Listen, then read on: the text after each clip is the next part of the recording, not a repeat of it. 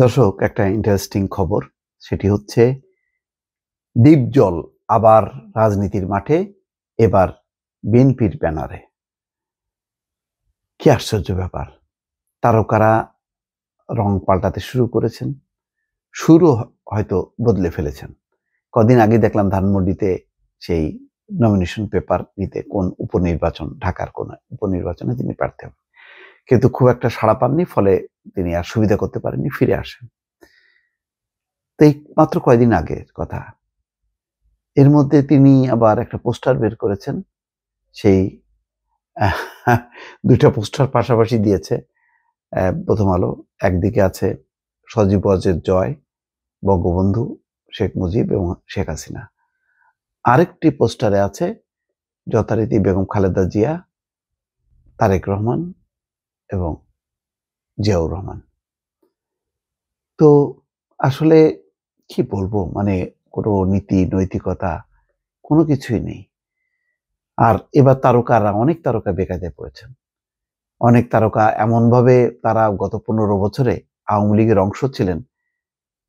আমার ধারণা ছিল যে তারা আস্তে আস্তে, মানে অনেকে নীরব, দেখেন কোনো আওয়াজ নেই, কোনো ফেসবুকও তারা অ্যাক্টিভ না, চুপ হয়ে আছেন। হয়তো মানুষকে, মানে মানুষ যাতে ভুলে যায় সেই অপেক্ষা আছেন। তারপরে হয়তো আস্তে আস্তে করে টুকটুক করে ওই বিএনপির বিভিন্ন অঙ্গ সংগঠনগুলো আছে, ওইগুলি দিয়ে ঢুকবে, ঢুকে তারপরে সামনে আসবে।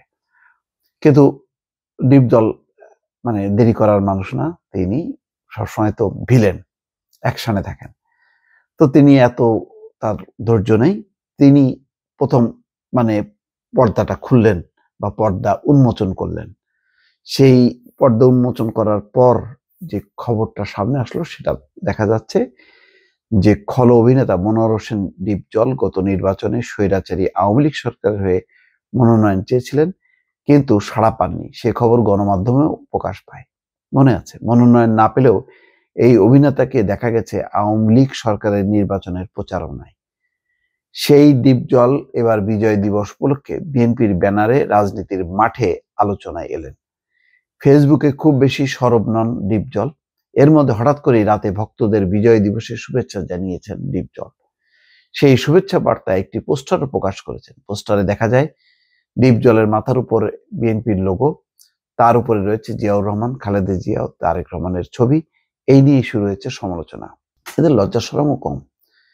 বিজয় দিবসে সেই পোস্টার ফেসবুকে পোস্ট করে ডিপজল নিজের পরিচয় দিয়েছেন সাবেক ৯ নম্বর ওয়ার্ড কাউন্সিলর হিসেবে। একই সঙ্গে লিখেছেন তিনি একজন অভিনেতা, প্রযোজক, পরিচালক ও বিশিষ্ট সমাজসেবক।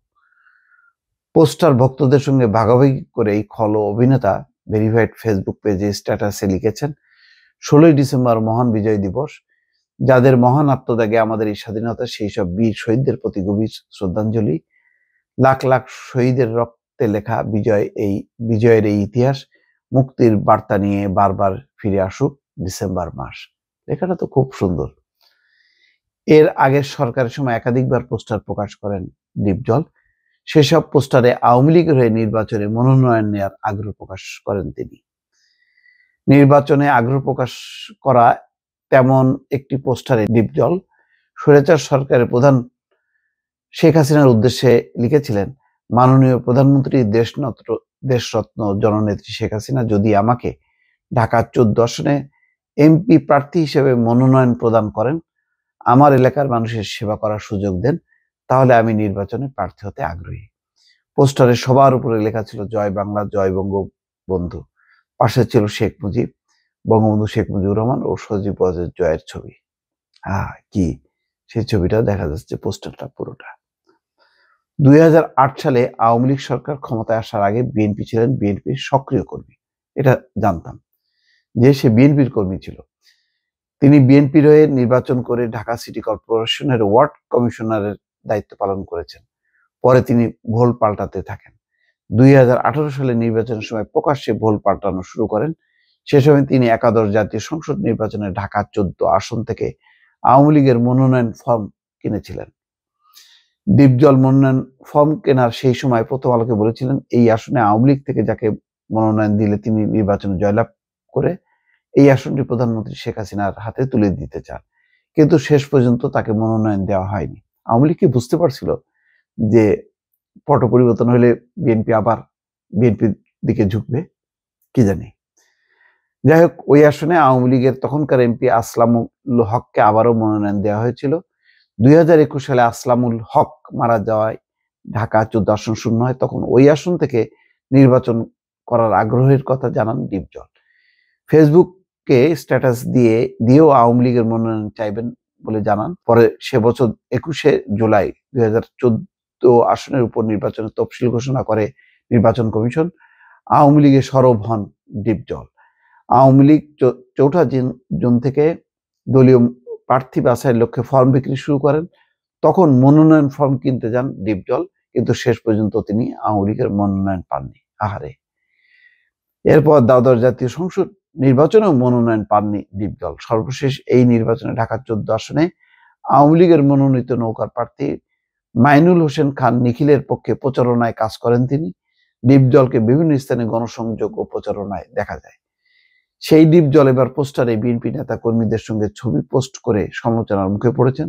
সামাজিক যোগাযোগ মাধ্যমে কেউ কেউ লিখেছেন, বিএনপি থেকে তার আওয়ামী লীগের পক্ষে আসা ঠিক হয়নি। আবার কেউ লিখেছেন, আওয়ামী লীগের হয়ে কাজ করে এখন বিএনপিকে মাথার উপরে তুলে রাখাও ঠিক হয়নি।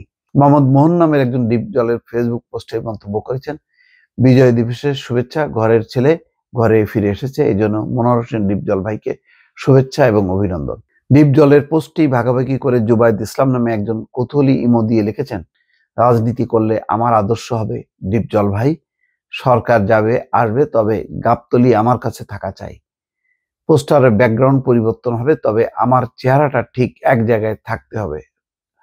রাকিব নামে একজন লিখেছেন, 360 ডিগ্রিতে ঘুরে গেলেন ডিপজল সাহেব। নাজমুল আলম নামের আরেকজন মন্তব্য, একটু চালাক না হলে জীবন কঠিন। ডিপজলের ফেসবুক পোস্ট নিয়ে কথা বলার জন্য একাধিকবার ফোন করা হলেও তার ফোনটি বন্ধ পাওয়া যায়। হোয়াটসঅ্যাপেও তাকে ফোন দিয়ে পাওয়া যায়নি। এই হচ্ছে চরিত্র। আসলে সামনে হয়তো আরো অনেক কিছুই দেখা যাবে। আস্তে আস্তে নির্বাচন যত ঘনিয়ে আসবে, এই ধরনের রং বদল করে তারা আবার বিএনপিতে, কেউ জামাত ইসলাম বা অন্যান্য দলে ঠাঁই নেওয়ার চেষ্টা করবে। দর্শক ভালো থাকবেন, আল্লাহ হাফেজ।